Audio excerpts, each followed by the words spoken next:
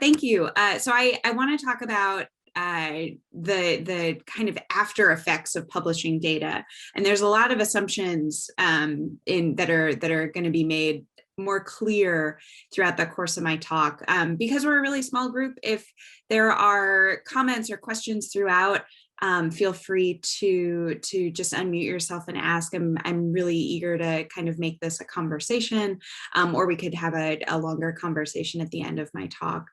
But first things first, I want to acknowledge that I am giving this talk today from Claremont, California, which sits on the territory of the Tongva people, the traditional caretakers of the land.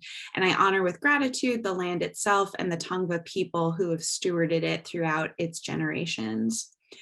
Our game plan for today, I want to kind of go through four points in my presentation. So first, I'm going to talk about me and my thoughts on data, just because I come to the last couple Nahar meetings, but I've always stayed muted because, as you know, it's pretty early on the West Coast right now.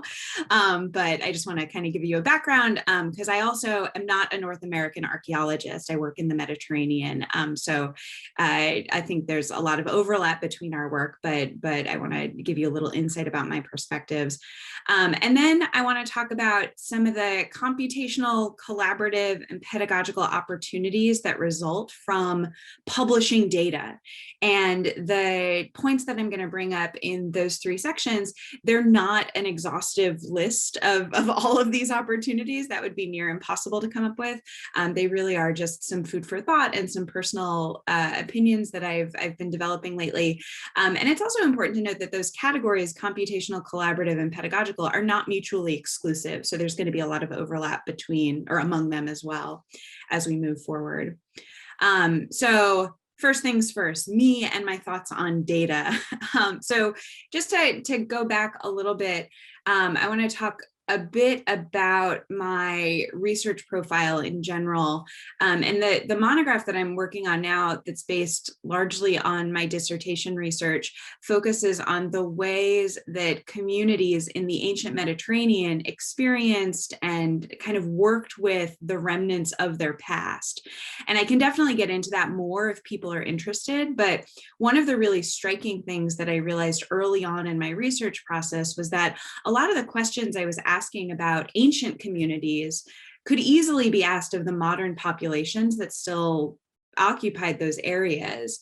And that was something that I hadn't really thought of before I embarked on this project. So the photo on the screen I took a couple years ago at a city called Naxos, Giardini, on the eastern coast of Sicily. And Naxos, the Greek historian Thucydides tells us, was founded as the first colony in Sicily by Greeks from Euboea.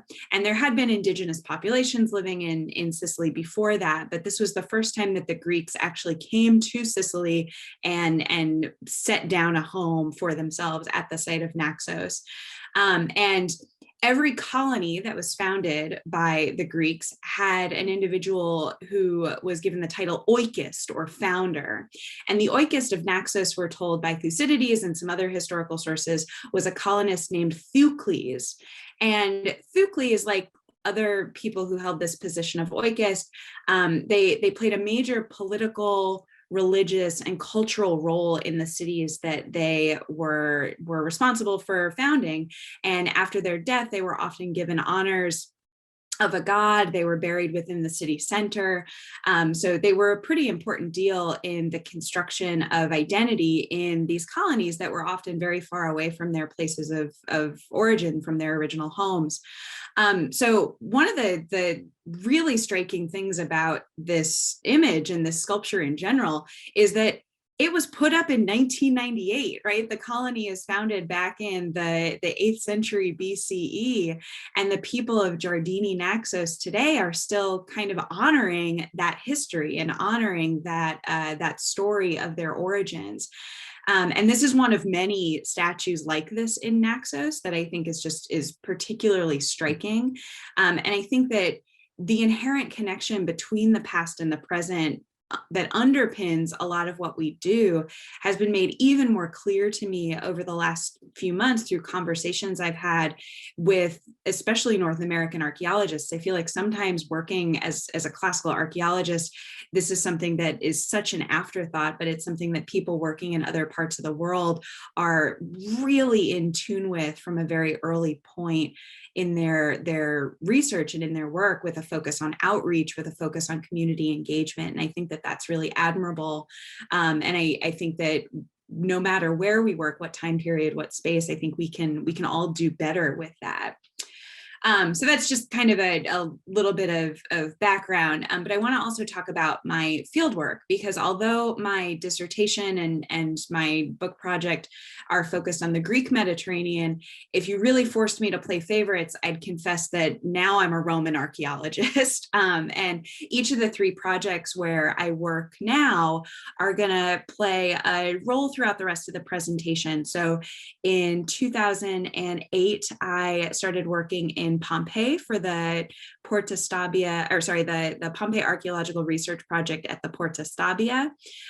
Shortly after I started there as an excavator, I was pulled out of the trenches and was asked to be the site registrar. And my title has changed a number of times over the years, but now I'm called something like the manager of data and information resources, which sounds like I own everything.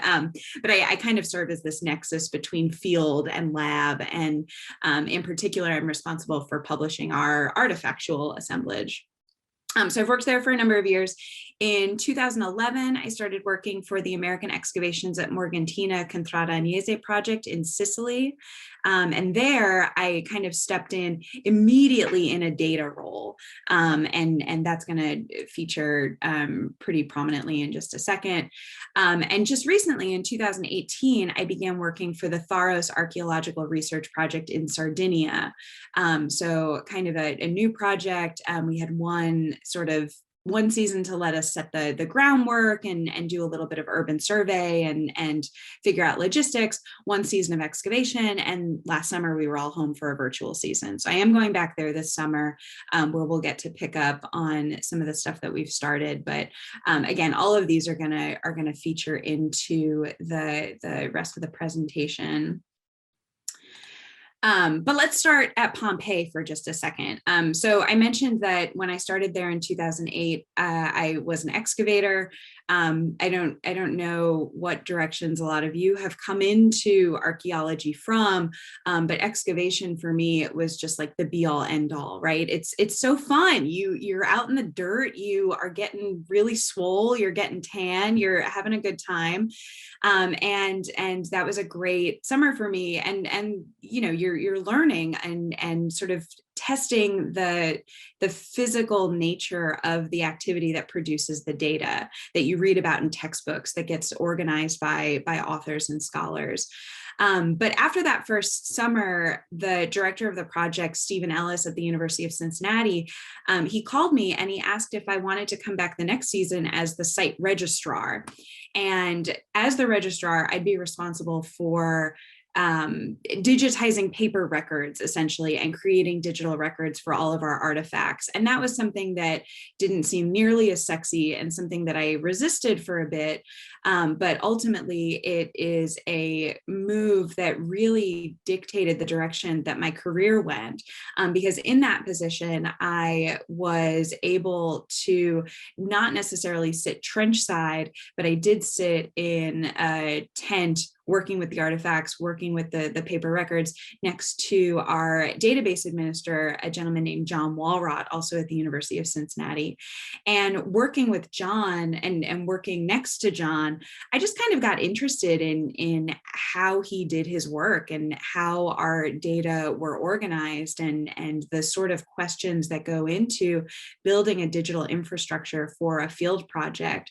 And eventually I just asked him if I could help, if I could press the buttons, hands if I could sort of watch more closely what he was doing in addition to doing my own work. And it meant skipping lunches, it meant staying on site late, but it was a set of practices that I think really helped me figure out where I fit in this field and how my skills can best be applied to archaeological research. In 2010, the Pompeii Archaeological Research Project at the Porta Stabia got a lot of press because we adopted the use of iPads as soon as they were sold in the trenches. We had a number of presentations and publications that came out around that time about some of the benefits of straight to digital recording that the practices that we embraced. A lot of them were about the logistics of actually using a tablet. So, what do you do when it rains? What do you do if it's too sunny? And those are the sorts of questions that are obvious and you want to have set answers to those. But some of the more interesting presentations and publications came out about the unanticipated benefits of using tablets and this straight to digital recording practice that we adopted in the field. A presentation that I gave back in 2013 was all about how we didn't expect that, although there were so many ways to communicate asynchronously through the database so that people could so seamlessly share data, we didn't expect that we would actually be talking to each other more because of that. And the conversations that we were then able to have when we weren't sharing lists of finds and sharing dates of stratigraphic units, the conversations were kind of at a higher level. They revolved around synthesis. And you get to those conversations eventually with any kind of research project, but in our experience, these sorts of conversations, these very high-end conversations, started happening a lot earlier than we had expected because of the asynchronous transfer of data that the system enabled. So from my experience at Pompeii and sort of having a finger on the pulse of what was possible in terms of the digital, I then started working at Morgantina, and my colleagues wanted me to come in specifically to think about data management.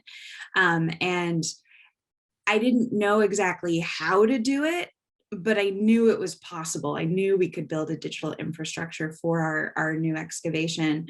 And I knew that if John had the skills to do it, then I could definitely acquire the skills to do it and learn along the way. So in 2011, I started there, and a few years later, we started the Contrada Agnese project. But Morgantina itself was a site that had been consistently excavated on and off since the 1950s. And so one of my important jobs was to think about how to integrate the new excavation data acquired through new techniques. We're using drones, we're using tablets, we're using total stations, things that weren't necessarily available in the 1950s, how to make those things compatible with the records from the earlier excavations. So legacy data from the American excavations at Morgantina consist of narratives in notebook, they consist of artifact registers in the museum, old film negatives, catalog cards. Morgantina has a lot of short summary articles that have been published about the results of the excavation, but only 5 monographs. And now it's up to 6, but when I started there, it was 5. A lot of the scholars that worked there in the 1950s are old and are on the verge of retiring, and hopefully we'll get more out of them. But the data from those excavations are entirely sort of inaccessible now to younger scholars. So I knew from my start at Morgantina that's something that I wanted to avoid, and I wanted to make sure that our data were going to be in a position to be published and be openly shared in a way that the legacy data was not. And also, I wanted to make sure that we were publishing in a timely and good fashion. So a lot of my work there, it didn't actually look like this, but I kind of like this photo because The work of thinking through a digital infrastructure, you often think that it is kind of isolating, but at Morgantina, it was a collaborative effort. We were all sort of weighing in on what we thought was going to be best for this project. And even though I was the one responsible for building it, the digital infrastructure that I created really is the result of a lot of collaborative effort and a lot of group thinking around what was going to help us succeed in our project.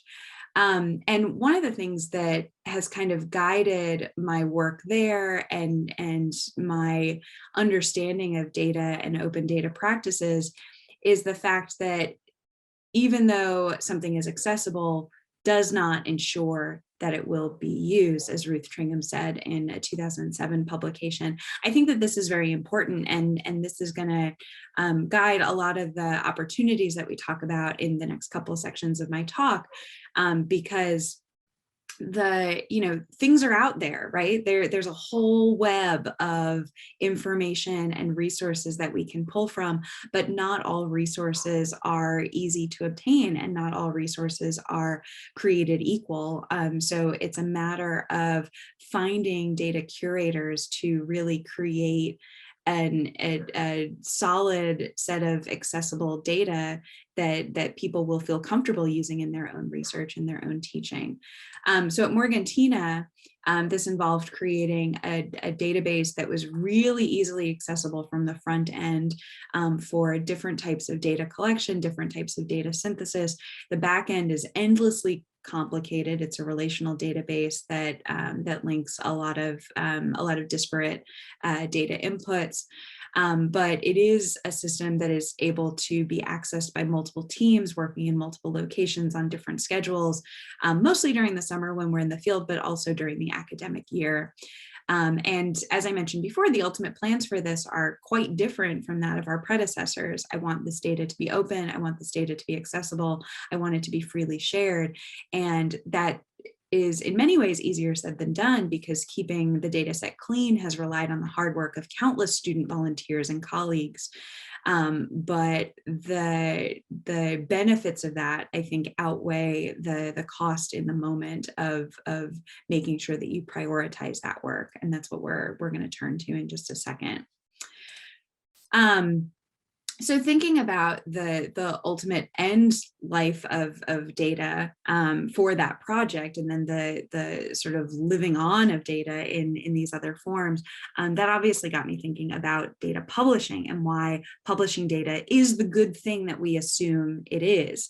And I'm not here to complicate that assumption. I'm obviously an advocate for data publishing, or I wouldn't be talking to you today. But it is expensive, and it is time consuming, and it is forward thinking. Data publishing requires members of a project team to anticipate and plan for one more thing, which is often very difficult to do when you're restricted by time and budget. And I don't think it's enough just to assume that it's a good thing.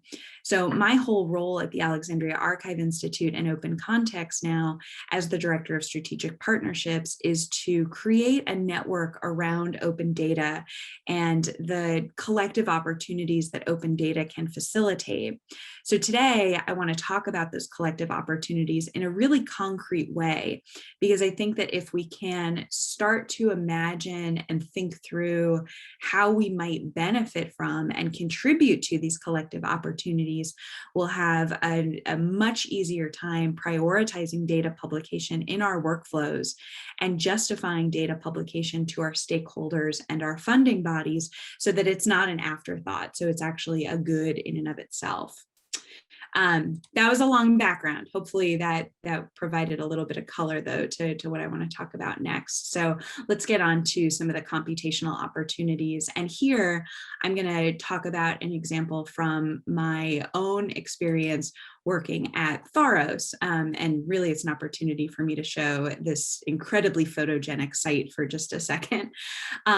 This example kind of shows you the slide down the research rabbit hole that, yeah, and it's just one example of how I think about some of the benefits of open data in my own work.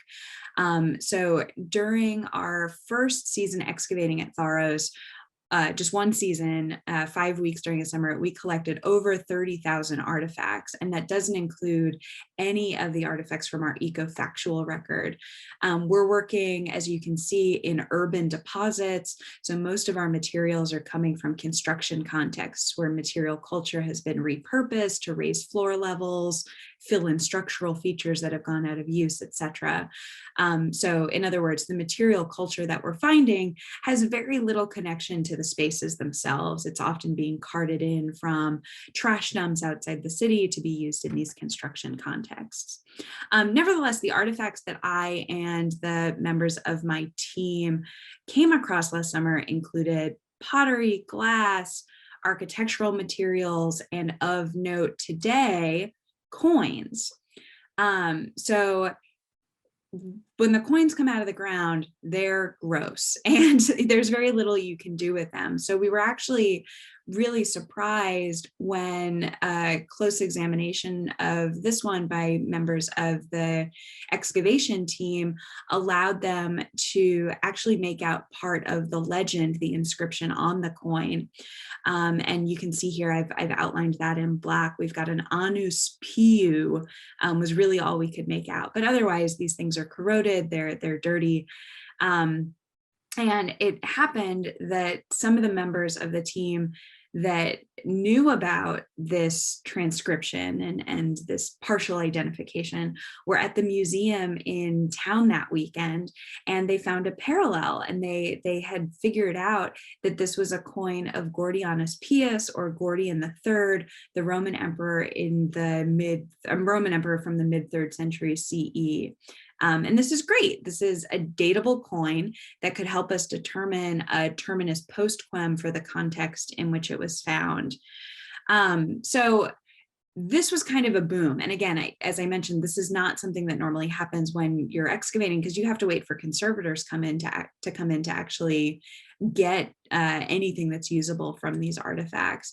And some of the things that happen when we find materials, and this should come as no surprise to any of you, but some of the things involve the initial processing, so the cleaning, the measuring, the photographing, the describing of the object, and the identification, what you know about it compared to other published examples, and then the contextualization, so putting it into the history of the site itself with respect to other coins from Pharos and other materials from Pharos as well.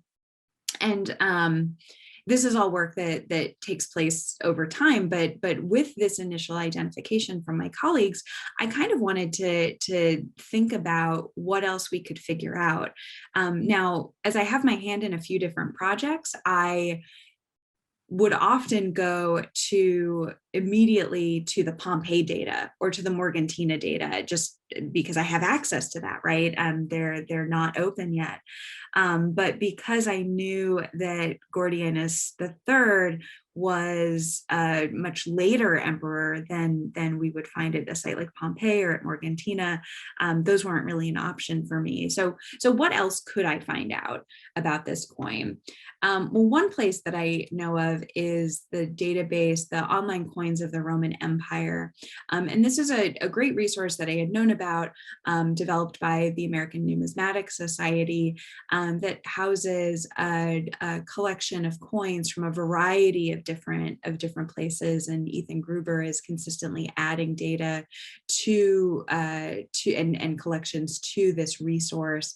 But based on some of the things I did know, I did a quick search in their database based on the inscription. I assumed that the issuing authority was the emperor himself. I know the material is bronze because of that green color.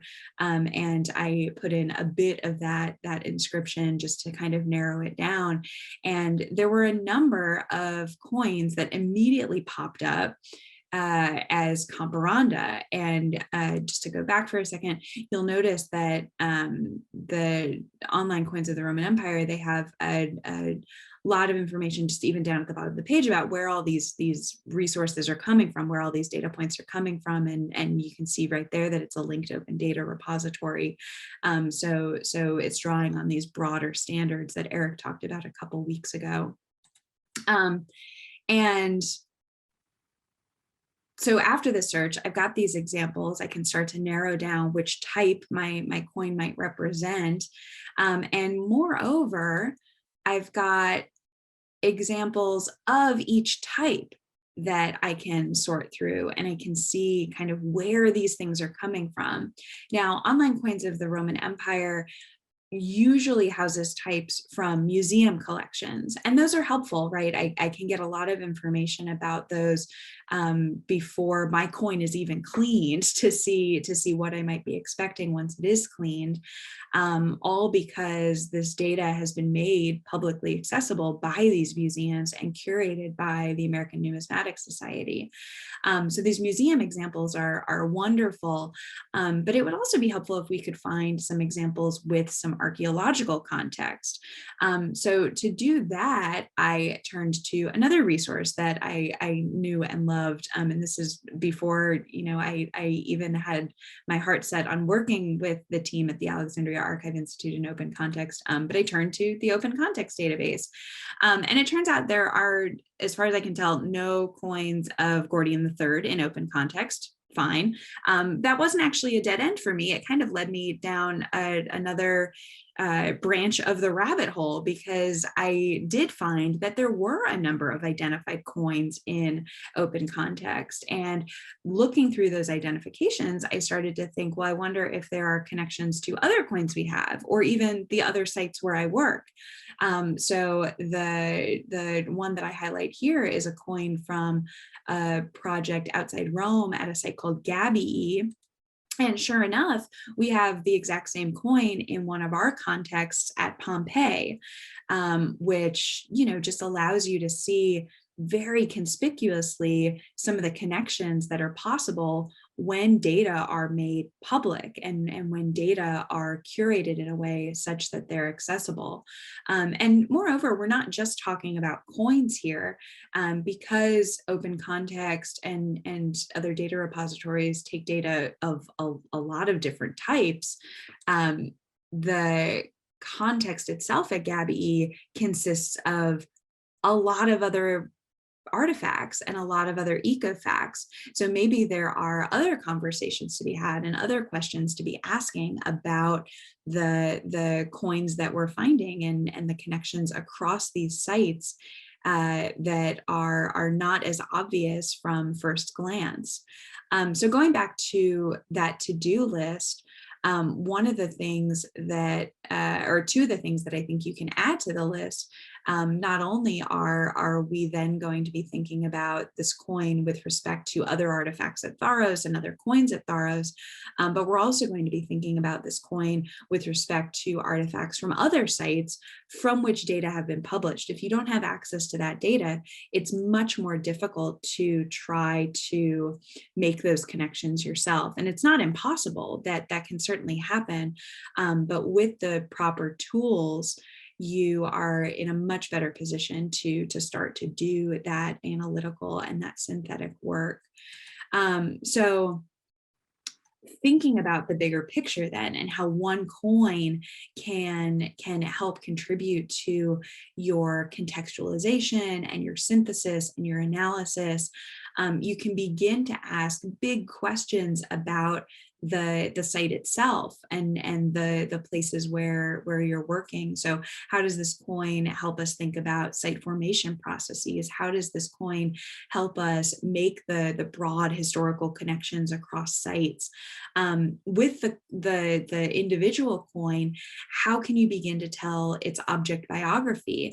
How can you tell the object biographies of all coins of this type with access to the appropriate data? How can you look at the broader metallurgic studies that draw not just on the coins from your site, but on the coins from multiple sites once that data has been published? And moreover, the computational possibilities that you could get by having all of this digitized and all of this ready to be ingested by machines is, again, not something that's impossible for you to do through traditional methods, right? Using a spreadsheet and doing some calculations, but you'd have to collect all that data and you'd have to clean all that data and you'd have to make sure that it's in the right position to be analyzed in that way. So ultimately, it becomes a matter of scale, and a matter of efficiency that we'll talk about in just a second. One thing that I think puts this into perspective, I don't know if a lot of you saw this article that just came out the other day, but it was incredibly fascinating to think about how advances in other fields can supplement the work that we're already used to doing as archaeologists. So if you haven't seen this one in the New York Times, definitely give it a read. But thinking even more about those computational possibilities, right? The potential for APIs that can pull hundreds and thousands of data points at no time at all. The potential for code that can clean and match data between sets, and the potential for machine learning models that can find patterns that we might not be in a position to recognize without a lot of practice. So this is where we get into that efficiency question. So it's not just that you have access to so much more, but you also have access to the tools that make processing that more a lot easier.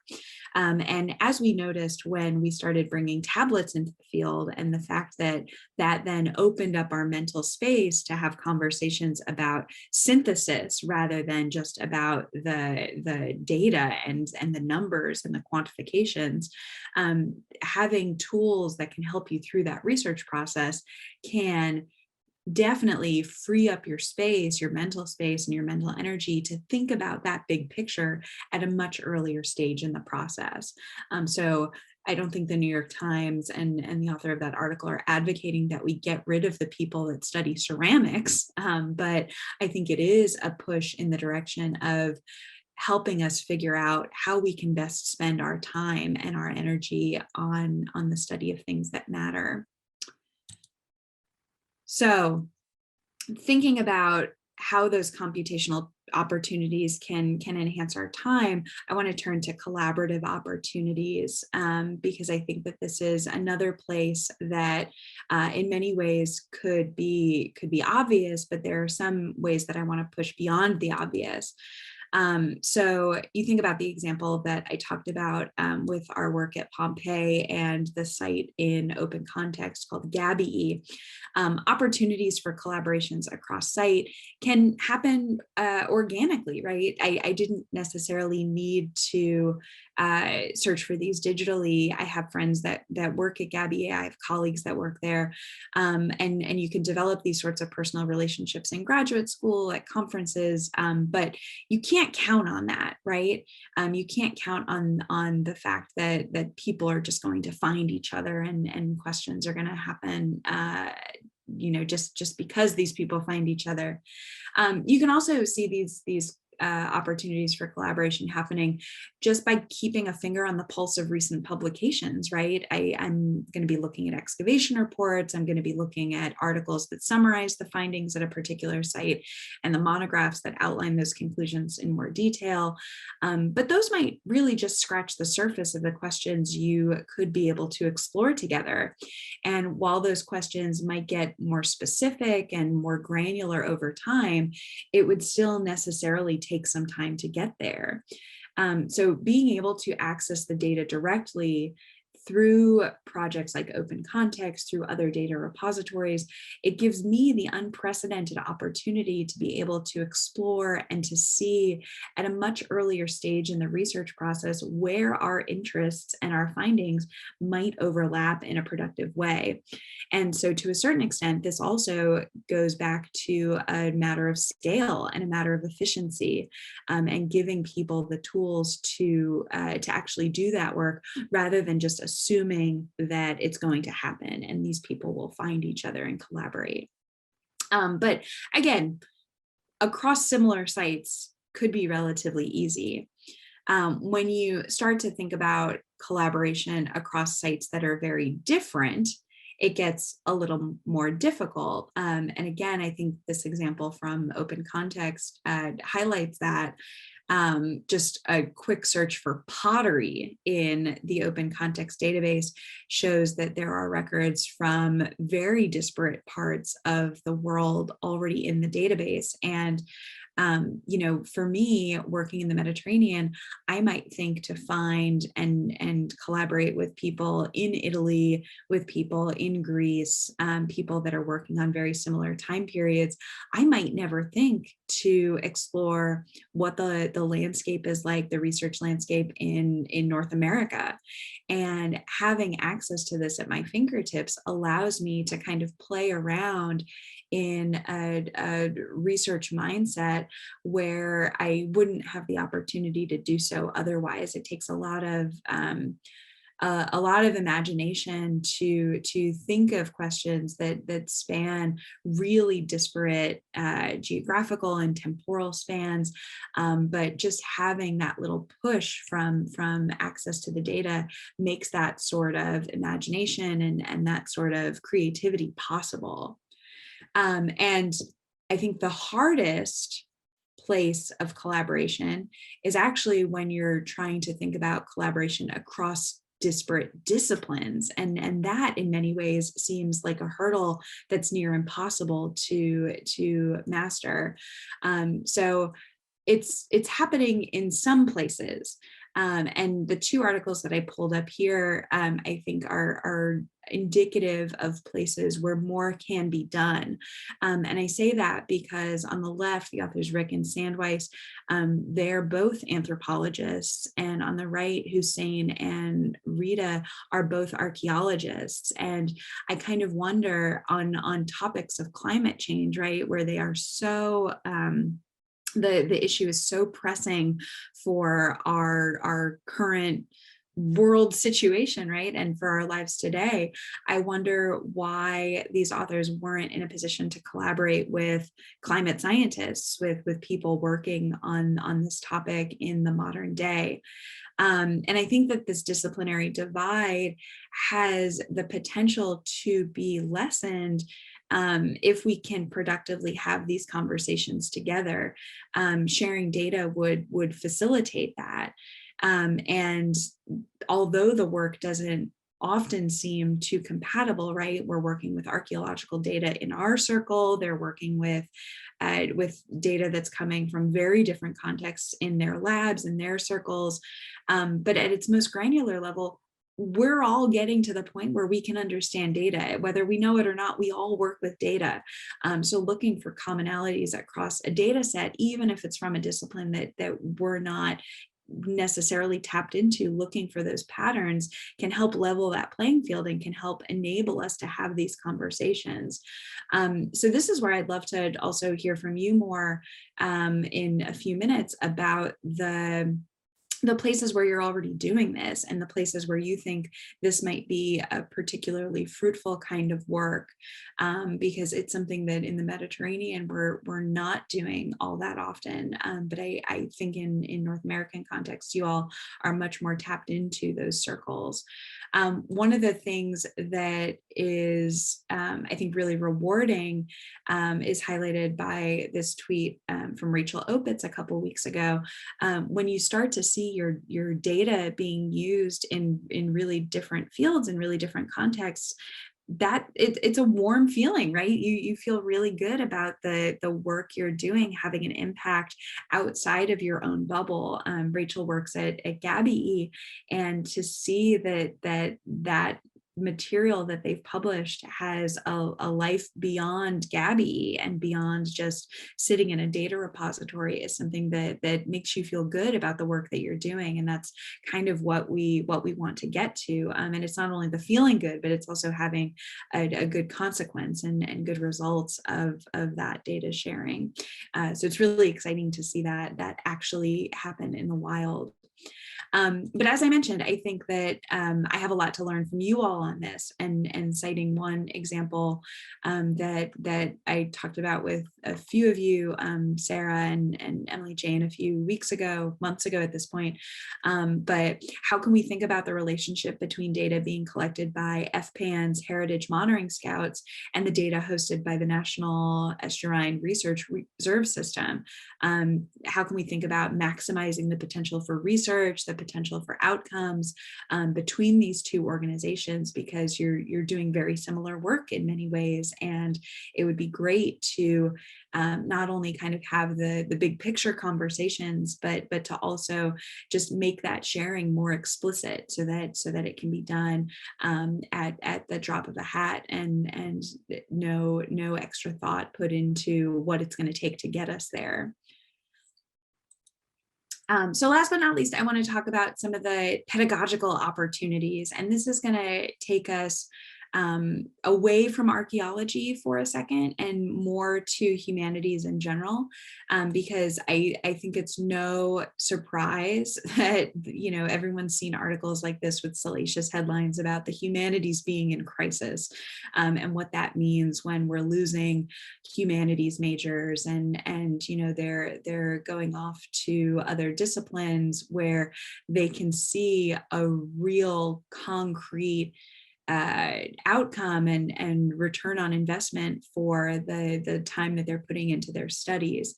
One of the great resources that's been developed in the last couple of years is by the National Humanities Alliance, and they have a number of publications all around how different institutions are recruiting students to the humanities, and they've really, in a way that the Atlantic article just kind of puts out a salacious headline, the National Humanities Alliance is demonstrating what the reality is with data.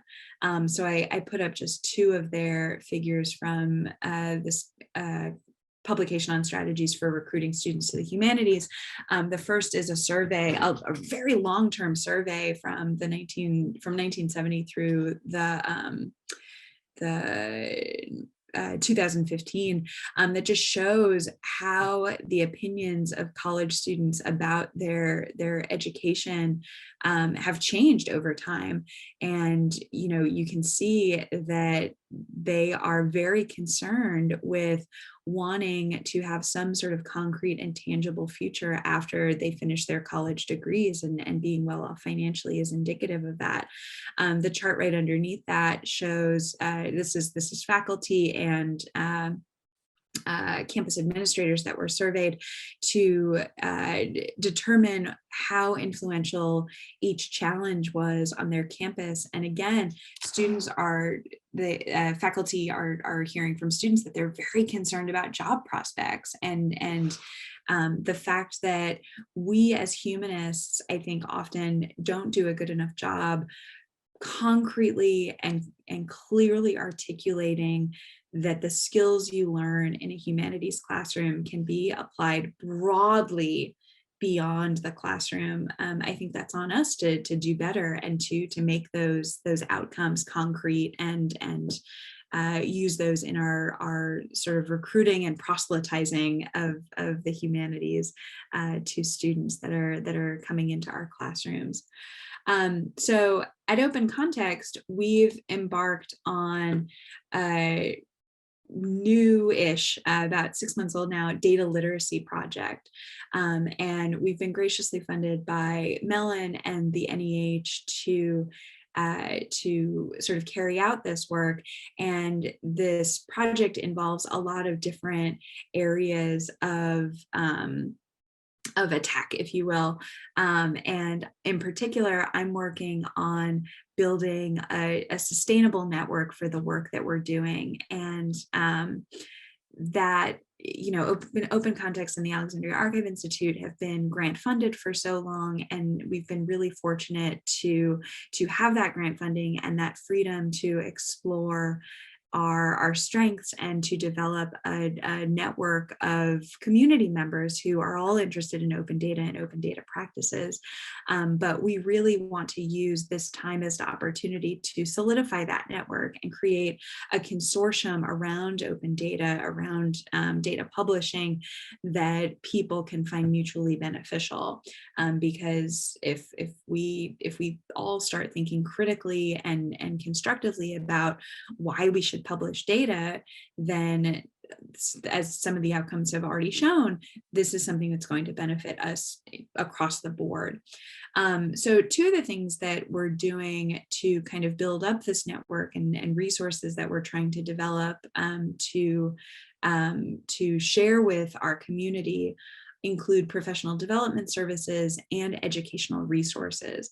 And I want to walk you through just a couple of examples of these, because I think that especially for the Nahar community and especially for the various institutions that you all represent, these could just be interesting, and there are definitely places here for potential collaboration between us as we start to develop these resources ourselves. So let's talk about professional development services first. Ultimately, we really want to develop in a concrete way the sorts of informal conversations we've been having with people for decades around open data.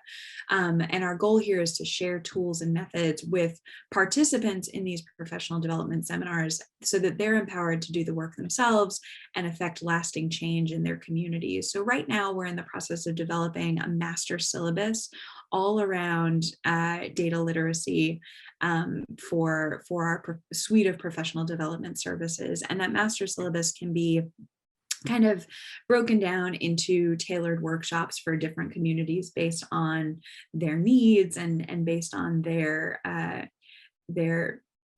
desired outcomes for a specific audience.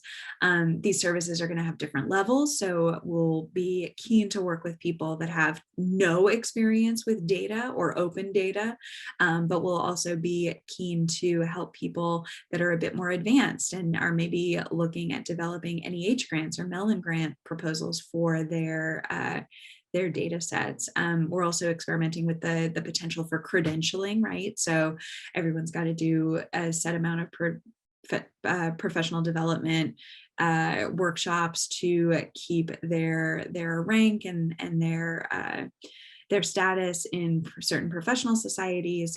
So we're thinking about figuring out a way to make these count for those requirements. And just to show you kind of the variety of workshops that we're thinking about. But again, this list isn't exhaustive and you can see a lot of overlap there, even between the titles that I've listed. And ultimately, we want some of these resources to be open access, right? We want to be able to publish a suite of syllabuses so that people can teach themselves if they want to. But having the added benefit of mentorship from us is something that we could offer to members of this consortium that we're trying to develop. And I threw the Florida Public Archaeology Network on here. We've talked a little bit about this, Sarah, so I hope that's not too out of place, but I would love to sort of talk through with some of the rest. I'd love to turn my keyboard. Woohoo! I'd love to sort of talk through with some of the rest of you, you know, how could these kinds of services benefit your community? And you can see here just the variety of what we're thinking and the different audiences that we would want to impact with these kinds of workshops. Yeah, so I won't dwell too much on that, but I do want to turn to educational resources because I think that these are so fun, and in a way that the professional development services are more geared towards the teachers, right? It's teachers, but teachers in a student position. The educational resources are more pitched towards students themselves. And our goal with these, and these relate specifically to the Data Stories project, our goal with these is to create and share data stories that promote data literacy in students. Now, what are data stories? So to us, data stories combine some type of narrative, that is backed on data. So it's not just the summary, right? It's actually the heart of a data story are the data themselves. And we're combining this with technical lessons that allow students to understand, okay, I got the narrative, I understand the content. How did you get there? How did the author of this piece get there?